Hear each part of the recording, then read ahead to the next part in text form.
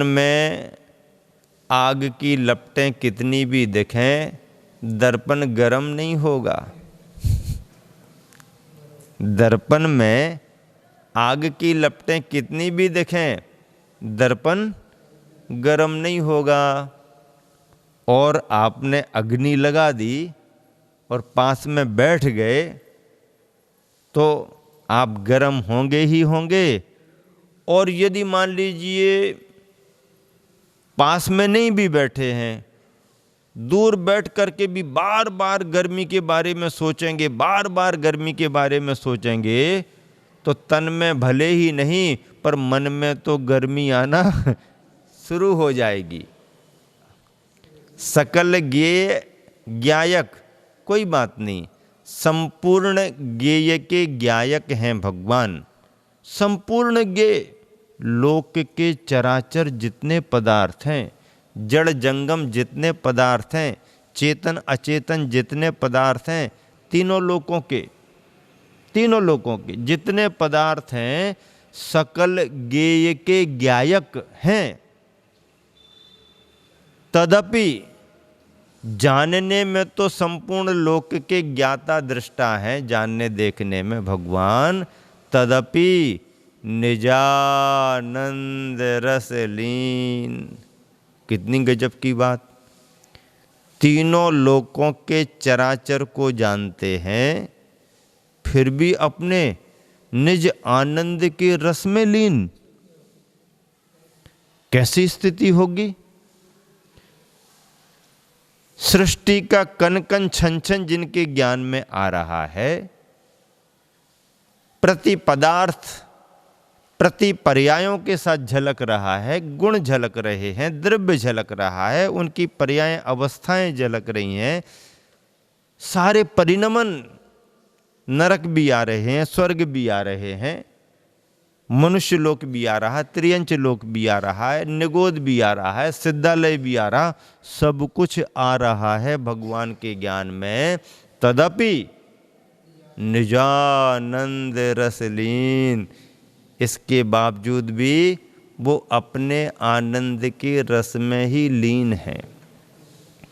भगवान के ज्ञान में सब झलक रहा है, फिर भी अपने आनंद के रस में लीन है। ये तो भगवान की बात हुई। हमारे ज्ञान में ज़्यादा कुछ आ भी नहीं रहा, ज्ञान में तो आ ही नहीं रहा, हमारा ज्ञान ही उस तरफ जा रहा है। हमारे ज्ञान में तो आ नहीं रहा, हमारा ज्ञान उस तरफ जा रहा है। और ज्ञान जा भी रहा तो कितने को जान पा रहा है, ज़्यादा जान भी नहीं पा रहा, पर जितने को भी जान रहा है उसी में ऐसा उलझ रहा है कि निजानंद रस तो है ही नहीं। वो तो जो जितना उसमें लगा है वो ही है। तो सर्वज्ञ भगवान में और संसारी के ज्ञान में अंतर है। एक शिष्य ने अपने गुरुवर से पूछा, गुरुवर दुनिया बहुत बड़ी है, बाजार भीड़ भाड़ वाला है। क्या कहता है गुरुवर, दुनिया बहुत बड़ी है, बाजार भीड़ भाड़ वाला है, ऐसे में मैं क्या करूं, अपने जीवन को कैसा बनाऊं। सुबह से लेकर शाम तक ये आए वो आए, ये आए वो आए, इनने ये कहा उनने वो कहा, इनसे ये लेना उनको वो देना, सुबह से शाम तक बहुत होता रहता है। इसमें शांति पाने के लिए, निराकुलता पाने के लिए अपने जीवन को कैसा बनाऊं।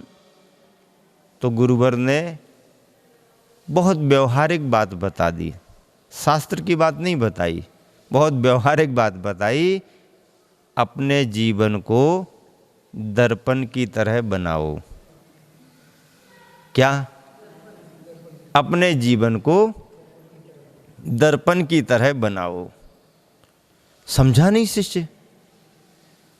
दर्पण की तरह बनाओ का मतलब क्या? दर्पण क्या करता है? अरे इसी में तो सारा रहस्य है। अपने जीवन को दर्पण की तरह बनाओ का मतलब ये है कि दर्पण स्वागत सबका करता है पर संग्रह किसी का भी नहीं करता। दर्पण स्वागत सबका करता है पर संग्रह किसी का भी नहीं करता। दर्पण के सामने कोई भी जाए, वेलकम, हाँ आइए, आप जैसे हो बिल्कुल ज्यों के त्यों देखोगे। हंसते हुए जाओगे तो हंसते हुए देखोगे, गुस्से में जाओगे तो गुस्से में देखोगे, रोना शुरू करोगे तो वैसे देखोगे, हंसना शुरू करोगे तो वैसे देखोगे, ड्रेस जैसी पहन करके जाओगे वैसे देखो, खड़े रहोगे तो खड़े देखोगे, बैठ जाओगे तो बैठ जाओ, ऐसा हाथ करोगे तो ऐसा, जैसा तुम करोगे वैसा दर्पण में दिखेगा। दर्पण आपसे ये नहीं कहेगा कि रो मत, हंसो, बैठो मत, खड़े हो जाओ। जैसे तुम हो हूबहू आपको दिखाएगा। और जब आप दर्पण के सामने से हटना चाहो तो भी दर्पण कहेगा नहीं कि आप मत जाओ, और जाओगे तो फिर ये भी नहीं कहेगा कि कल फिर आना। आपकी मर्जी हो आ जाना, रुकना है रुक जाओ, नहीं समय कम है जाना है देख लो चले जाओ। तो दर्पण ने जैसा जीवन बनाया वैसा बना लो, कहीं कोई भी आपको परेशानी कभी नहीं होगी। क्यों? दर्पण कहता है स्वागत सबका करो। बहुत बड़ी बात है। स्वागत करने में भी हम आगे पीछे हो जाते हैं, इनका करेंगे इनका नहीं करेंगे, परिचित का करेंगे अपरिचित का नहीं करेंगे, निकट वाले का करेंगे दूर वाले का नहीं करेंगे, जो ठीक ठाक तैयार हो गया है उसी का करेंगे, ऐसे ही चला आया इसका नहीं करेंगे। हम ऐसा कर सकते हैं, पर दर्पण स्वागत में ऐसा कुछ नहीं करता है। बिना जो जैसा है सहज। तो दर्पण का संदेश है कि स्वागत सबका पर संग्रह किसी का भी नहीं। बात तो सही है और अच्छी है, लेकिन हमारे तुम्हारे लिए संभव नहीं। तो असंभव है क्या? असंभव तो नहीं है पर जल्दी संभव नहीं है। असंभव तो नहीं है पर जल्दी अपन चाहते हैं कि यहाँ बटन दबाया और वहाँ पर बिजली, बटन दबाया और उजाला। तो बटन दबाने पर यहाँ उजाला तो कर सकते हो, पर अपन ने बटन दबाया और किसी से राग द्वेष ना हो, ऐसा हो सकता क्या? तुम बाहर की सामग्रियों को खाने पीने के रूप में छोड़ सकते हो। 1 महीना ये नहीं खाएंगे, 1 महीना ये नहीं खाएंगे, साल भर ये नहीं, जिंदगी भर ये नहीं खाएंगे। और आपने मन बना के नियम लिया तो जैसा नियम लिया वैसा कर भी सकते हो। तो खाने पीने पहनने ओढ़ने में तो त्याग कर सकते हो, लेकिन 1 महीना हम क्रोध नहीं करेंगे, 1 महीना मोह नहीं करेंगे, 1 महीना राग द्वेष नहीं करेंगे, 1 महीना किसी के बारे में बिल्कुल कुछ भी नहीं सोचेंगे। तो विचार कर सकते हो, पर तुम्हारे हाथ में है क्या? कब कहाँ से क्या आ जाए कुछ पता पड़ता क्या? कोई संदेशा दे करके आते क्या? कोई फोन करके आते क्या? कोई घंटी बजा करके आते क्या? हम आ रहे हैं सावधान हो जाओ। नहीं, वो तो कौन सा भाव कब कहाँ आ गया कुछ भी पता नहीं, कुछ भी पता नहीं। बाहर से आप आते हो तो सूचना दे देते हो, बाहर से आप आते हो समाचार देने की सुविधा है, कमेटियाँ होती हैं, उनके नंबर होते हैं। अब बड़ौदा से गुजरात से हैं, पीयूष भाई को आना था, परिवार के साथ आना था, तो पहले से सूचना दे दी हम लोग पहुंच रहे हैं, 10 बजे के पहले पहुंच जाएंगे, आहार दान देना है, पूरा परिवार है। एलक जी की एक बढ़िया किताब तैयार करके विद्यावाल संस्कार की लाए हैं, रंगीन कलर्ड है, बच्चों की पाठशाला में बहुत काम आती है, पहले भी आती थी, अभी तैयार करके ले, उसका भी विमोचन कराएंगे वो।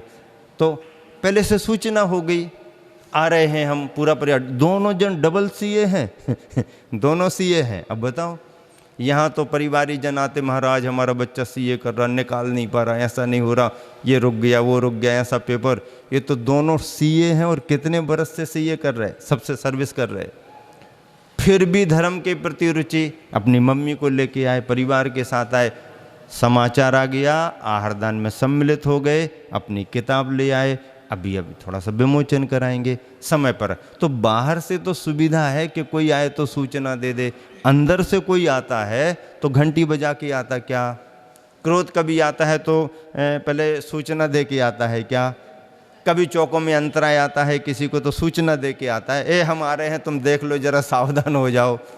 नहीं, ये शुभ अशुभ कर्म जो होते हैं कोई सूचना वूचना दे के नहीं आती है, तो जब कभी धमके सो धमके, उसी समय संभलना बहुत बड़ी बात है। गुरुवर आचार्य श्री वार्ता में कितने गहरे गहरे संवाद संदेश दे रहे हैं, कह रहे हैं कि ज्ञान का पदार्थ की ओर ढुलक जाना ही परम आर्त है, पीड़ा है, दुख है, और ज्ञान में पदार्थों का झलक आना ही परमार्थ है, क्रीड़ा है, सुख है। एक दीनता के बेस में है, हार से लज्जित है, एक स्वाधीनता के देश में है, सार से सज्जित है। पुरुष की पिटाई प्रकृति ने की, जो ज्यादा बढ़ चढ़ करके बातें कर रहा था, ऐसा पुरुष, उसकी पिटाई प्रकृति ने की, प्रकारांतर से चेतन भी उसकी चपेट में आया। गुणी के ऊपर चोट करने पर गुणों पर प्रभाव पड़ना ही है। गुणी के ऊपर चोट करने पर गुणों पर प्रभाव पड़ता ही है। आघात मूल पर हो, जड़ पर आघात मूल पर हो, द्रुम सूख जाता है। द्रुम यानी वृक्ष, आघात मूल यानी जड़ पर हो, द्रुम वृक्ष सूख जाता है। दो मूल में सलिल, जड़ में डालो सलिल यानी पानी, तो पूरन फूलता है, फिर जड़ों से पानी पहुंच जाता, रस बनता है, फूल फल आते हैं। सो शिल्पी का चेतन सचेत हो, सपर कर्तव्य पर प्रकाश डालता सा। अब शिल्पी अपनी बात कह रहा है, पुरुष का प्रकृति पर नहीं चेतन पर, पुरुष का प्रकृति पर नहीं चेतन पर, चेतन का करण पर नहीं अंतःकरण मन पर। करण यानी इंद्रियां, तो इंद्रियां शरीर से संबंध रखती हैं, तो चेतन का करण पर नहीं अंतःकरण, मन आत्म तत्व पर, मन का तन पर नहीं, करण गण पर, साधनों पर, और करण गण का पर नहीं, तन पर नियंत्रण शासन हो सदा। इन पर नियंत्रण क्रमशः होना चाहिए,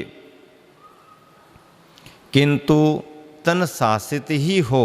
तन तो शासित ही होता है, किसी का भी वह शासक नियंता ना हो भोग्य होने से।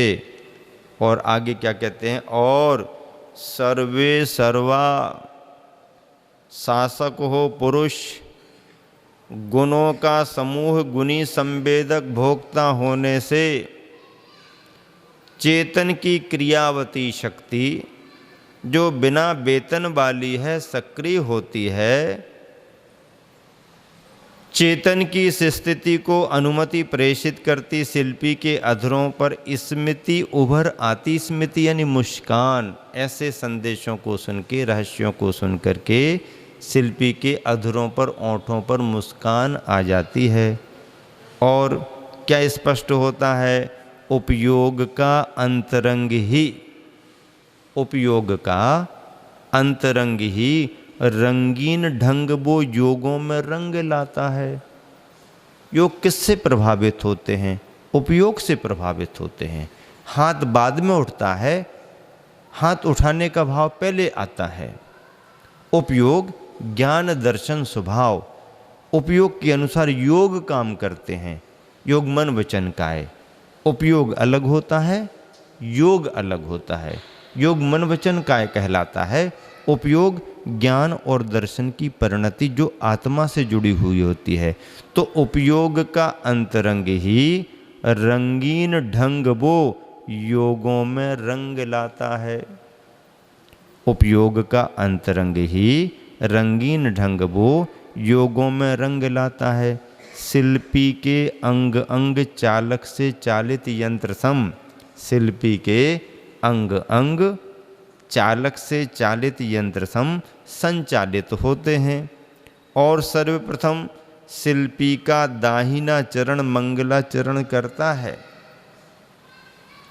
कभी भी कोई भी कार्य प्रारंभ करना हो, यात्रा प्रारंभ करनी हो, घर से बाहर किसी अच्छे उद्देश्य से निकल रहे हों, तो ऐसा कहा जाता है लक्षणों में कि दाहिना पैर पहला रख करके और निकल जाएं। आचर्षि ने भी उसी भाव को ध्यान में रख करके लिखा, शिल्पी का दाहिना चरण मंगलाचरण करता है। बायां चरण भी तो कर सकता मंगलाचरण है, नहीं कर सकता? कर सकता, लेकिन शुभ के रूप में जो लिखा गया है या जो मान्यता है। तो अब शिल्पी को क्या करना, मिट्टी को रौंदना है ना। अभी तो काम आगे ही नहीं बढ़ा।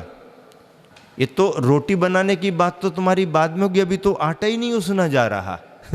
अभी तो जब आटा उसना जाएगा तो फिर रोटी बनेगी, जब माटी रौंदी जाएगी फिर तो घड़े की बात करेंगे। अभी तो माटी नहीं रौंदी जा रही भाई। पहले ही एक प्रश्न खड़ा हो गया, जैसे ही कुंभकार माटी को रौंदने को तैयार होता है तो पैर इनकार कर देता है कि मैं और माटी के माथे पर पैर रखूं, माटी के माथे पर पैर रखूं, ये तो बड़ा अनर्थ हो जाएगा।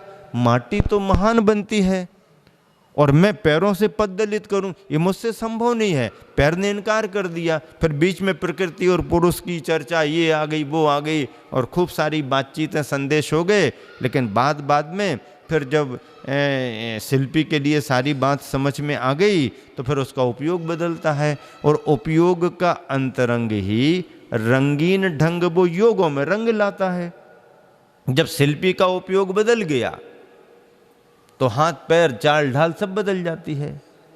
हाथ पैर चाल ढाल ये अपने मन से नहीं होते हैं, ये तो हमारे विचारों से होते हैं। बिना अंतः प्रेरणा के किसी का शरीर संचालित नहीं होता।